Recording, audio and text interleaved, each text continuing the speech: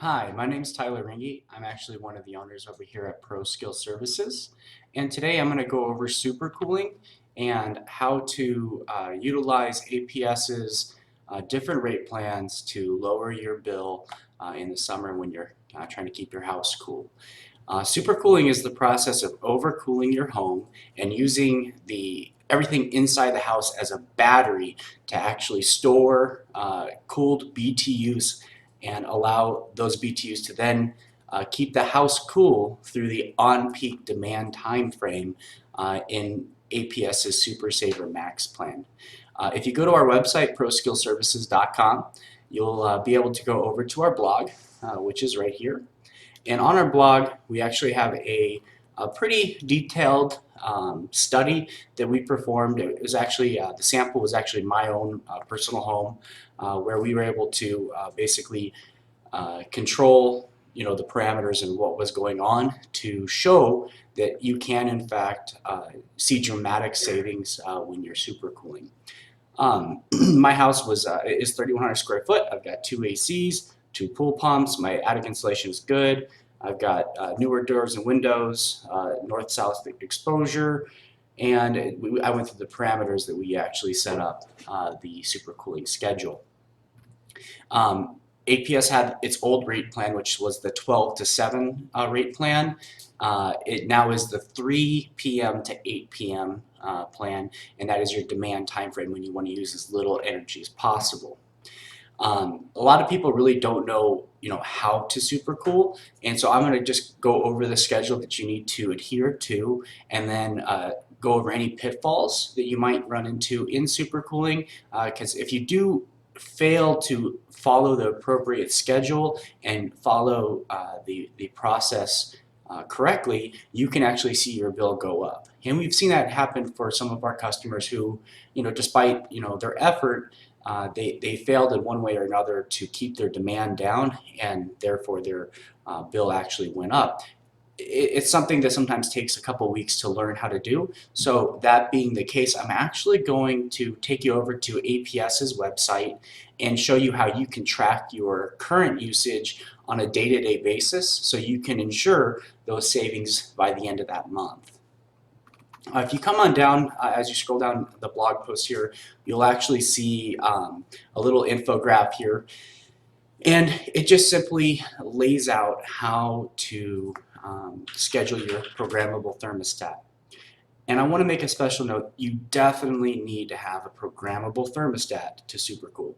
I've had customers who they will actually manually change the temperatures, and that's great. Like I totally appreciate the fact that you might be able to do that in a perfect scenario, but they oftentimes fail. If you miss one instance where your air conditioning systems are running for an hour during that on-peak time frame, you can see your bill go up as much as $75 to $100 for that month's bill. So it's very important that, number one, you have a programmable thermostat. Number two, you learn how to use that programmable thermostat. And number three, and a very important point, you have to turn off recovery mode. Recovery mode is a mode that ensures that when 8 p.m. rolls around, or that sleep time frame, which we'll be going over here in just a second, what the thermostat will do is it'll start cooling the house during the on-peak time frame, so that at 8 p.m. it's at the set point that you dictated. So say you set a temperature of 70 degrees and the house is 82 degrees. It'll start cooling at 6 o'clock to get the temperature down to 70 degrees at 8 p.m. You do not want to have that feature on. You want to make sure that at 8 p.m. it turns on to begin cooling the house to your set point, not cooling to get there at that time frame. So without further ado, the first thing we want to go over, and to reiterate, you want to be on the Saver Max plan, the Saver Max plan. Other plans have demand charges built into them, but none of them work as well as the Saver Max plan, because it is the most expensive on-peak time frame, but the cheapest off-peak time frame. And we're utilizing that super cheap off-peak power to overcool the house. And you're going to be using actually a lot more power, but it's at a much cheaper rate, and that's why your bill will actually go down significantly, as much as $75 to $125 per air conditioning system even. 8 p.m. to 6 a.m., that's the first time frame we're going to talk about. 8 p.m. is when the demand charge falls off, so it's in the off-peak time frame. And from 8 p.m. to 6 a.m., you're going to want to set your temperature to whatever you like to sleep at. This can be 70, 72, 74, 76, 78. Whatever it is that you like to sleep at, you're more than welcome to set it. During this time frame, the power is super cheap. So if you're uncomfortable at 78, pop it down to 75. If you're uncomfortable at 75, pop it down to 70. I keep mine at 70 personally. I like to sleep with blankets, and that works really well for me. So the next time frame is the pre-cool, and we talk about the pre-cool because there are certain differences between homes. So you might have good exposure or bad exposure. You might have better insulation or worse. You might have, kids coming in and out of the house. You might have, just there's so many different nuances and exceptions to every house that differ. Every house is going to have to change this pre-cool to their to make sure that they're comfortable through that on-peak time frame. So what that means is that at my personal house, I start cooling at 9 a.m. Down to 68 degrees, and I cool from 9 a.m. to 3 p.m. at 68 degrees. Now, I have some customers, maybe they have a 2-story house, or like I said, maybe they don't have as good of insulation, something along those lines.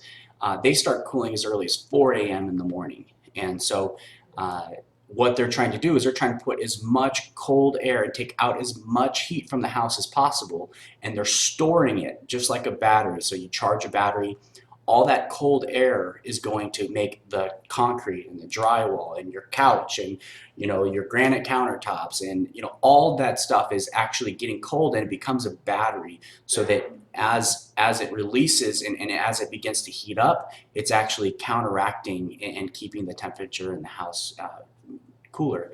So first temperature setting, the sleep temp. After that, the pre-cool, and 6 to 12 o'clock is 6 a.m. to 12 p.m. is a good way to start, and then you can adjust it from there. So if your house is getting too hot by 8 p.m., say like 84, 85, 86 degrees, start cooling earlier. I mean, you can literally keep it at 68 degrees from 8 p.m. the night before all the way up to 3 p.m. If you needed to. The super cool point, what we want between 12 p.m. and 3 p.m. is you do not want the air conditioning to shut off. You want it to just run a solid 3 hours, get the house as cold as possible. So I say 68 degrees in the summer. Your house should never actually be able to get down to 68 degrees if the system is sized appropriately for the home, and so it likely won't turn off. So turn it down to 68 degrees, let it cool the house as cold as possible, and then at 3 p.m. it shuts off. It turns off. You want to set your thermostat so that the air conditioning system will not turn back on in that 3 to 8 time frame. At some houses, you might see, at my personal home, I have a single story, like I said, decent insulation, nothing special, just a home built by Pulte. I get it to be about 81 to 82, maybe 83 on the hotter days. Or if we're cooking, and using things that heat up the house faster, we might see 84, 85. But that's only going to be at my house for the last 30, 45 minutes of that time frame. And I always tell folks, like, if you got a pool, go outside, jump in the pool. If you don't have a pool, go take a shower. Don't dry off all the way. Just throw some clothes on. You'll be perfectly fine during that 30, 45 minute, maybe hour time frame where it's a little bit warmer. But again, I set my thermostat to 90 degrees. I do not want it to turn on. That setup, what we've just described there, will give you the best savings. Now, I see people do little variants here and there. Some folks have variable speed air conditioning systems, and they will, set on peak temperature, maybe at like 84, and it might kick on for the last 30, 45 minutes. But because it's a very high efficiency system and they're not running it for that full hour, they're willing to pay that little bit extra to shave off that higher end temperature differential. So that's really how you program the thermostat. And it should be noted as well that that is Monday through Friday. So Saturday and Sunday, and I'll show you guys on APS's website here in a second. Saturday and Sunday, you can keep your house at whatever temperature you like. You can keep it at 70 degrees. You can keep it at your sleep temperature. You can keep it warmer. It's up to you. I have some folks who they don't like cold temperatures and they keep their house at 78 to 80 degrees on the weekend, and they'll save a little bit of money because they're not using that extra power, but because that power is so cheap in an off peak time frame, their bill's not going to differ greatly from someone who's keeping their house cold throughout that time frame. I'll be updating this video here with this video that we're shooting right now. We have some frequently asked questions here, and that's about it. So that's how you super cool. Let's go ahead and take a look at APS's website here.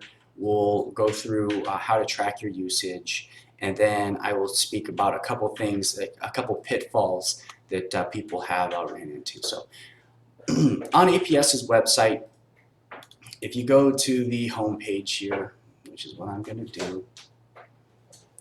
So this is the page you go to right when you log into your APS account, which again, I highly recommend that you have your APS account login and you check this periodically, especially for the first month or two, where you're kind of learning the steps and learning what you can and can't do and how your power usage affects your bill. You should really be kind of paying attention to this. You want to go up into bill and payment, and then you want to go to detailed usage.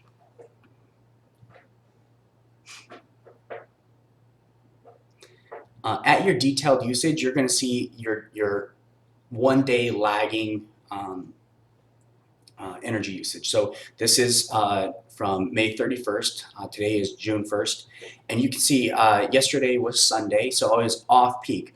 All these bars are gray, and that means that they're all off peak.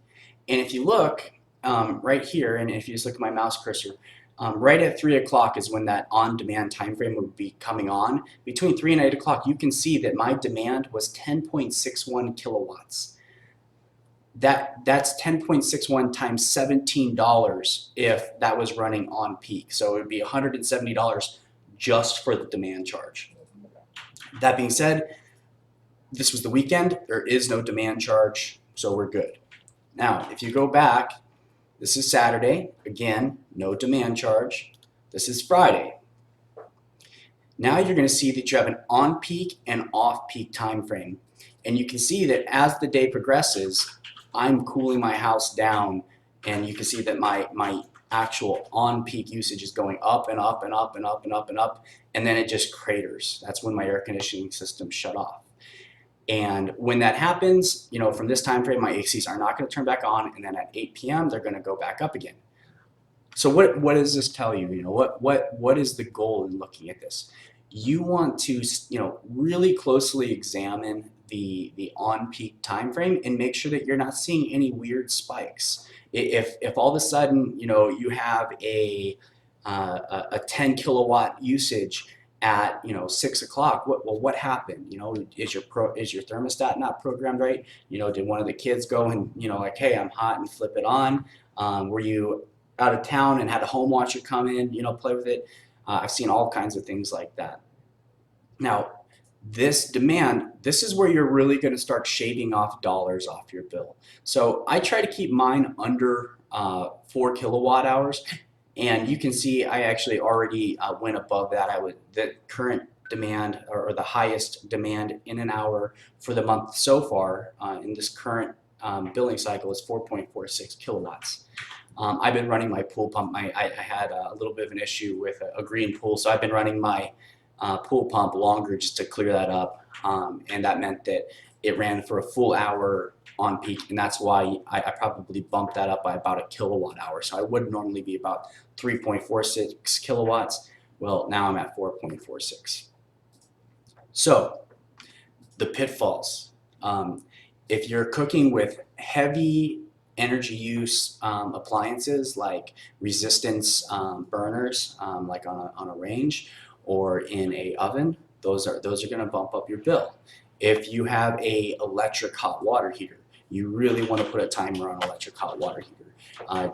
Turning that heater off between 3 and 8 o'clock, you'll still have enough hot water to do your basics. You can't go take a shower for an hour. No, you can't do that. So you'll be probably showering after that time frame, or just used to, a lot of the homes in Arizona, they don't even get cold water. So you can shower just as normal or as you normally would because of the incoming water temperature being as hot as it is. Dishwashers, laundry machines, dryers, pool pumps, you want to avoid using all of them. One story that I always like to relate is we like to camp. I have a fifth wheel, and getting ready to go camping on for a long weekend, I plugged in my my fifth wheel to my house and let the air conditioning systems run so my wife could get the groceries and stuff like that she does in preparation to go. She did that, but turning on the air conditioning system, it bumped my my usage up by about 8 kilowatt hours. It cost me, for that one day of usage, it cost me roughly $140 to just keep my motorhome cool, or not motorhome, my fifth wheel cool while we were stocking it up. So that's why I say is there's going to be situations where you're not thinking about it. You want to get in the habit of thinking about how you're using your power on a day-to-day basis, and then eventually it just becomes second nature. If we go to the last bill, you can see my charge was up $90 from last year. I haven't been quite as conservative as I was last year. You can see that a lot of that came from that demand charge. I was up 2.3 kilowatt hours. So last year I would have been in the 3.1 kilowatt hour range. Well, I used more power. Like I said, I had a pool pump running. I had my pool heater running as well at points, and that's really that's the differential in that charge. That $90. Almost half of it comes from the demand charge, and then the power that I was using on peak is also more expensive. Not just the demand or kilowatt hour peak demand use, but the power itself, what I was using, is also more expensive during that time frame. So again, those are the pitfalls. Just make sure you're not accidentally running things that are heavy power users. Let's see here. If you do have to run something, try to keep it below an hour. Try to keep it, if it's, hey, we have to run this. If it's 10 minutes, that's one thing. Like, if your pool cleaner or your pool service company is coming and they need to turn on your pool for 10 minutes to, make sure everything's okay, that's okay. Like, it's not going to break the bank or anything like that. It's when it runs for a full continuous hour, like from 4:16 p.m. to 5:16 p.m. If it was running that whole time frame, it's going to increase that bill by whatever that demand charge would have been. Other than that, if you have any questions, feel free to always give us a call. If you need a programmable thermostat, we'd be happy to supply and install one for you and teach you the ins and outs of how to program it there on site. And I hope this video was helpful. Have a great day.